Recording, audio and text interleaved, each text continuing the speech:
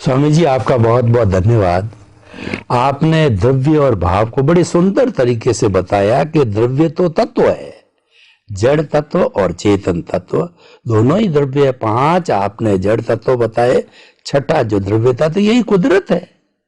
और ये कुदरत चलती है कुदरत के कानून पे, पूरा सिस्टम आपने बताया। और ये भाव करने हैं कि हे परमात्मा, मेरे भीतर विराजमान शुद्ध आत्मा भगवान, मुझे ऐसी शक्ति दो, जागृति दो कि मैं हर वक्त, मुझे ऐसे कर्म दो जो मोक्ष की और मुझे मोक्ष जाना, उसकी तीव्र इच्छा पैदा करो, तीव्र भाव पैदा करो। वो शुद्ध भाव है और वो हमको मुक्ति की ओर ले जाएगा। बहुत बहुत धन्यवाद स्वामी जी आपका। स्वामी जी, थोड़ा एक रिलेटिव सत्य की बात करते हैं, क्योंकि जीवन ज्यादा रिलेटिव सत्य में जाता है। हमारा लक्ष्य तो है रियल सत्य, सत्य है, मोक्ष है, लेकिन जीते हैं हम रिलेटिव सत्य में। हम मन वचन काया के आधार पर जीते हैं। तो इसीलिए एक प्रश्न पैदा होता है जो इंपॉर्टेंट प्रश्न है कि जो लक्ष्मी के अंतराय क्यों लगते हैं। यानी व्यक्ति बहुत मेहनत करता, 24 आवर्स मेहनत करता। मान लीजिए मजदूर है, 8 घंटे कड़ी मेहनत करके खड्डे खोदता, मिलता 200-500 रुपए हैं।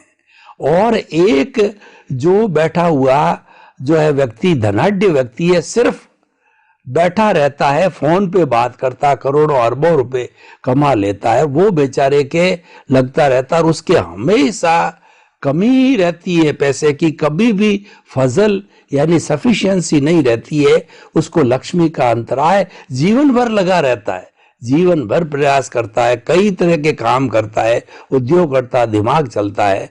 तो कृपया थोड़ा सा ये बताए कि लक्ष्मी के अंतराय क्यों लगते हैं, कारण क्या है, और इस अंतराय को कोई तोड़ने का कारण भी बताओ।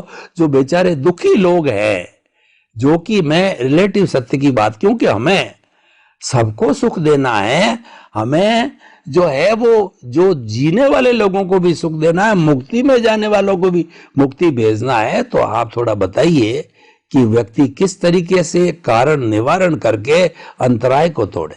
कितना सरल सिंपल प्रश्न है। लक्ष्मी का अंतराय क्यों आता है?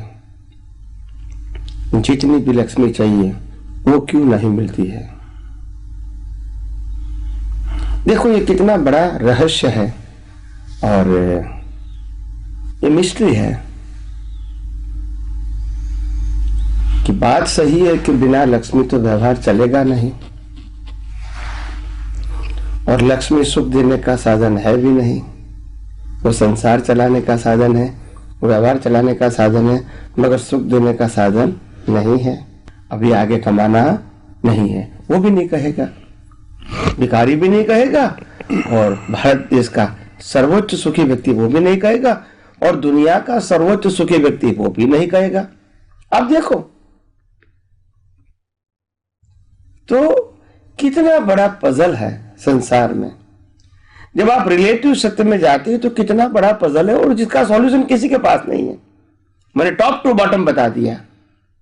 सबसे पहली बात, लक्ष्मी में सुख देने का स्वभाव नहीं है, लक्ष्मी व्यवहार चलाने का साधन मात्र है। नंबर 3, लक्ष्मी कोई भी व्यक्ति के पास कोई लिमिट नहीं है कि मैं इतना हो जाऊंगा मेरे पास तो मैं सुखी हो जाऊंगा, बाद में प्रयास नहीं करूंगा। कोई व्यक्ति के पास लिमिट नहीं है, और हर व्यक्ति हर समय एबिलिटी के मुताबिक लक्ष्मी प्राप्त करने का प्रयास करता ही रहता है, प्रत्यक्ष या परोक्ष के रूप में। कोई कमाई करता है, कोई नौकरी करता है, कोई प्रोफेशन से करता है, कोई इंटरेस्ट से पैसा कमाता है, कोई किसी को उधार देके उनमें से ब्याज लेके अपना काम चलाता है, गवर्नमेंट का हो, पोस्ट डिपार्टमेंट का हो, या प्राइवेट को देकर। यानी हर व्यक्ति they try to earn the money in a different way. ये प्रयास चालू है उनका। इसलिए हम ये कहेंगे कि लक्ष्मी जरूरी नहीं है, ऐसी तो बात नहीं है। व्यवहार चलाने के लिए लक्ष्मी तो 100% जरूरी है, मगर ये जो लक्ष्मी आती है हमारे पास, वो कैसे आती है वो मैं बताऊं आपको।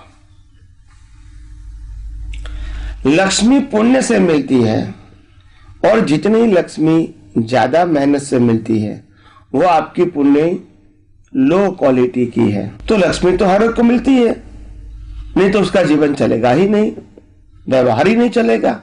भिखारी के पास भी भीख के पैसे तो आते हैं ना जीवन जीने के लिए। कोई खाना देता है, कोई कपड़ा देता है, कोई थोड़ा पैसा देता है, उनमें व्यवहार चलता है उनका। तो ये भी तो इनकम ऑफ सोर्सेस है ना उनके, साधन के रूप में या लक्ष्मी के रूप में। हर व्यक्ति को कम या ज्यादा पैसा अपने जीवन में मिलता ही रहता है अपनी अपेक्षा के मुताबिक। मगर सिंपल बात ध्यान में रखो, प्रिंसिपल। लक्ष्मी आती है, उनकी कैटेगरी 3 है। जो लोग मेहनत करके मजूरी करते हैं उनको सिर्फ मजूरी मिलती है, मेहनत की मजूरी मिलती है, लेबर कॉस्ट। जो पढ़े लिखे बुद्धिशाली हैं इनको लेबर नहीं मन की मजूरी का सैलरी मिलता है। यहां शारीरिक लेबर को मजूरी बोलते हैं और मानसिक लेबर का रिजल्ट बोलेंगे सैलरी, या मजूरी बोलेंगे या सैलरी बोलेंगे। मगर दोनों का सोर्स तो इनकम ऑफ ही है, टाइटल कोई भी बोल दो। और जो मालिक होता है वो मजदूर भी नहीं है, हो सकता है बुद्धिशाली भी कम होगा, फिर भी इनको प्रॉफिट मिलता है। तो मेहनत से मजदूरी मिलती है, बुद्धि से प्रॉफिट मिलता है, बुद्धि से सैलरी मिलता है और पुण्य से प्रॉफिट मिलता है। ये बात आपको समझनी पड़ेगी। एक व्यक्ति एक फोन करके लाखों करोड़ों रुपया कमा सकते हैं, खो भी सकते हैं, और दूसरे व्यक्ति 8 घंटा मेहनत करके 500 रुपया कमाते हैं, 300 रुपया कमाते हैं, मेहनत मजदूरी करके। और एक कर्मचारी बुद्धिशाली 8 घंटा काम करके सैलरी पाता है। तो ये सभी बातों का रहस्य क्या है? लक्ष्मी का रहस्य मैं बताता हूं। लक्ष्मी बांटने से बढ़ती है, यूज करने से उसकी वैल्यू रहती है, और स्टोर करने से उसकी वैल्यू कम हो जाती है। आप कहोगे ये मेरा शरीर है, मेरे को 100 साल जीना है, मगर 5 साल बिल्कुल सोते रहूंगा तो फिर क्या होगा? बताइए मेरे को, ये कोई बेनिफिट होगा? मगर यूज करते रहोगे, सोते रहोगे, बोलते रहोगे, क्रिया करते रहोगे, लेन देन करते रहोगे, मिलते रहोगे। भले उसमें अच्छा बुरा हो सकता है, प्रॉफिट एंड लॉस हो सकता है, मान अपमान हो सकता है, मगर यही तो जीवन है। मगर आप कहोगे 5 साल के लिए मैं पथारी से बाहर ही नहीं निकलूंगा, उठूंगा ही नहीं, चलेगा? नहीं चलेगा। शरीर को हम एक्टिव रखना चाहते as far as possible. Lakshmi को क्या करते हैं? सुला देते हैं, बैंक में रख दो, गोल्ड में रख दो, सिल्वर में रख दो, इसका मूवमेंट नहीं करना है, स्थिर लॉकर में रख दो बस। फिर क्या होगा? आप यूज ही नहीं करते हैं। ये लक्ष्मी व्यवहार चलाने का साधन है, स्टॉक करने का साधन नहीं है। और आज पश्चिम के अंदर लोग सुखी क्यों है? भौतिक रूप की बात करता हूं, क्योंकि उसकी लक्ष्मी मूवमेंट करती है, और यहां हमारी लक्ष्मी है वो स्टोरेज हो गई है।